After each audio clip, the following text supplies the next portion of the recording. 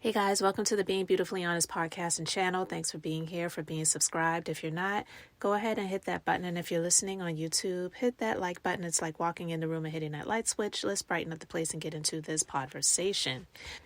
It's been a few months since we discussed Monique Samuels, and I wonder if she's going to keep her last name, and Chris Samuels, and her filing for divorce and no hope of reconciliation, which in my opinion, I feel is a little sad because I do believe that Chris really loved her. And I don't know, of course, no one knows what goes on behind closed doors. And I'm definitely not here to say that he was a perfect man, perfect catch, but no one is 100% perfect. We're all human beings and we're all flawed.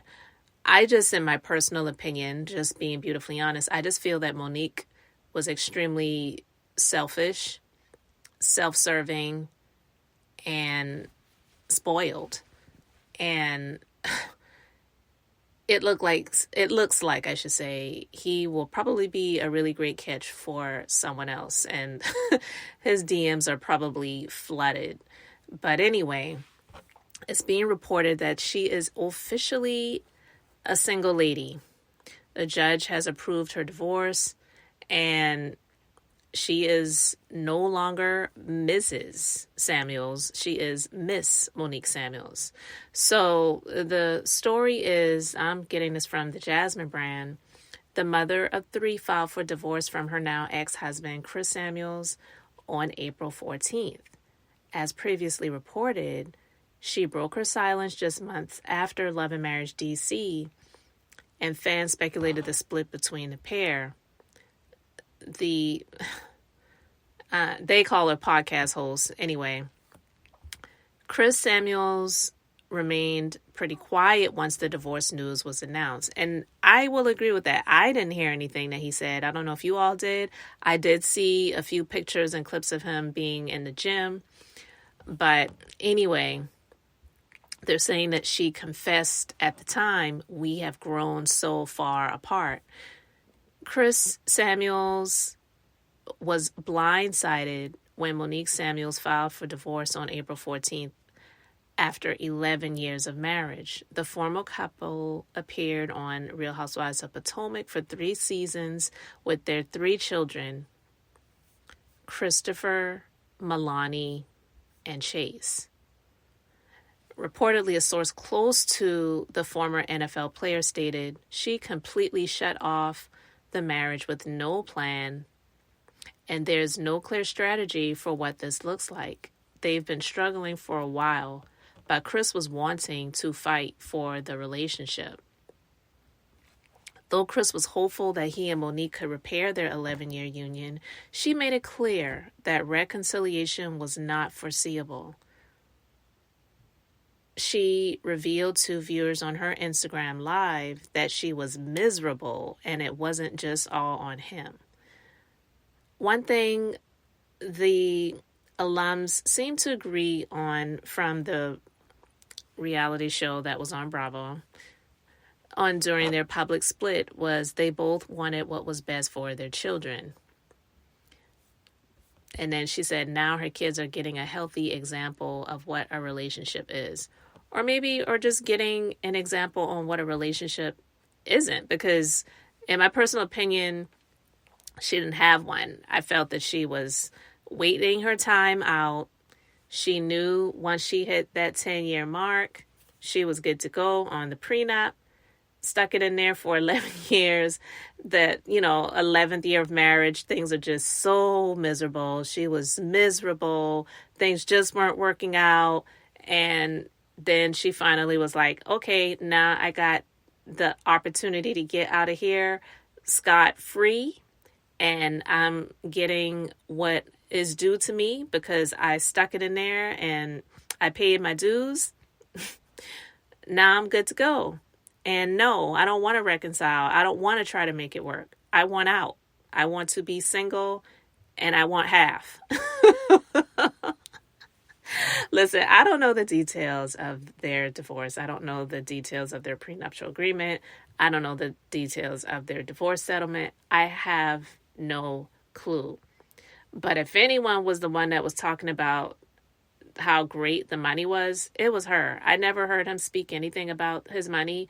It was always him being in support of her, even to his detriment, because I was one of the people in the beginning when I saw how it felt like at first some of the ladies on the Real Housewives of Potomac were coming for her and her marriage, like Giselle, which I do believe that and still do. I can't stand her. But anyway, I was all for him supporting her. But she was on 10. She was talking about how he used to knock people out on the NFL field. He was paid to do that and he'll do it if he has to. That was in bad taste to me, but that was definitely something that she said. And amongst other things, talking about how this little check here of Bravo is nothing in comparison to how good he already has it with his pension from the NFL. They have 4 homes, this and that and the other. I didn't have a problem with her when she said that initially, because it was Giselle that came for her when she was like, oh, you don't have a home? She said, oh, I have 4 homes. I was like, yes, girl, bring it. But over time, it just became clear to me, especially it was revealing when they were on Love and Marriage DC. It was clear to me that this was ending. Not sure exactly when, but this definitely wasn't something that was going to be for the long haul. I believe she's a beautiful woman, but beauty is only skin deep. You could have a very ugly soul and, ugly character about yourself.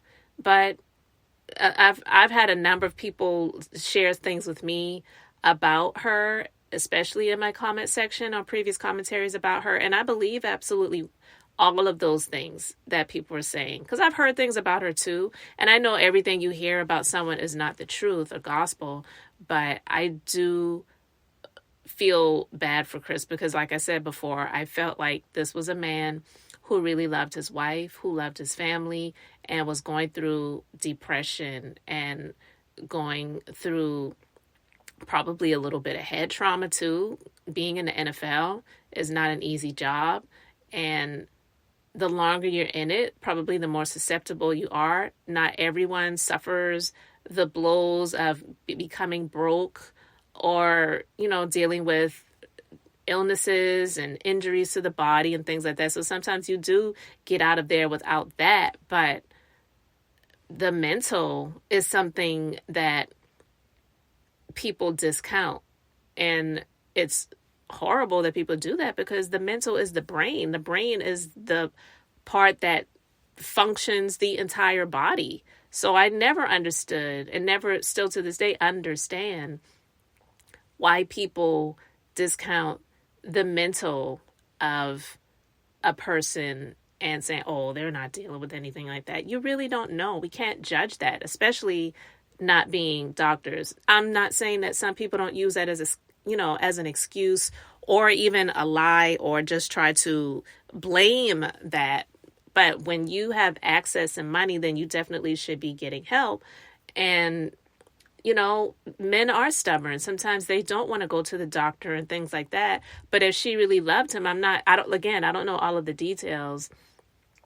But if she really loved him and he wasn't going to get the treatment because she said that he wasn't doing things that he said he was going to do, and she got tired of it, that's one of the things when it comes to a real marriage and really being in it for better or for worse. I'm not talking about people being emotionally or physically abused. Of course not. But those are the types of things when it comes to the wedding vows, when people have these elaborate, lavish weddings, which I can only imagine she did because she's marrying Chris Samuels and he's got it like that. So of course not. Of course they're going to have the best of the best with a wedding, but the marriage, the vows, for better, for worse, for richer, poor, in sickness and in health, till death do you part. It was like, until I get to the place in this prenup where I can get what I feel I'm due and I can be single and have my kids. That's what I want. I don't want this for life. And so I feel bad for him, but I'm sure he has accepted it. He has moved on. I'm not saying he's moved on in terms of being with another person, but like moving on is for the sake of being a great father for his children. And she got what she wanted. So it says, though the dissolution of their marriage seemed amicable, it is never good news when a couple decides to split. It's even more unfortunate when children are involved. Hopefully, the exes will continue to co-parent healthily and lovingly. Neither Monique nor Chris have made any statements regarding the finalization of their divorce. And I don't believe Chris will come out and make a statement. Maybe someday Shannon Sharp will interview him on Club Shay Shay. Now, if he does, I'll be there for what he has to say. I can't really stomach listening to Shannon Sharp. His voice is just annoying to me. But Chris Samuels probably won't, because he's never been the type for the spotlight. He did all of these things because this is what Monique wanted. He gave her what she wanted, and it wasn't good enough. She wanted out. And so I'm glad that this isn't like the forever divorce that it looks like Kenya and Mark are in. And Mark is just crazy. I don't wish that type of situation on anybody. But Chris Samuels, he deserves better. And yeah, I just wanted to talk about that because when I saw that the divorce was finalized, I was like, okay, yeah, now she is officially free.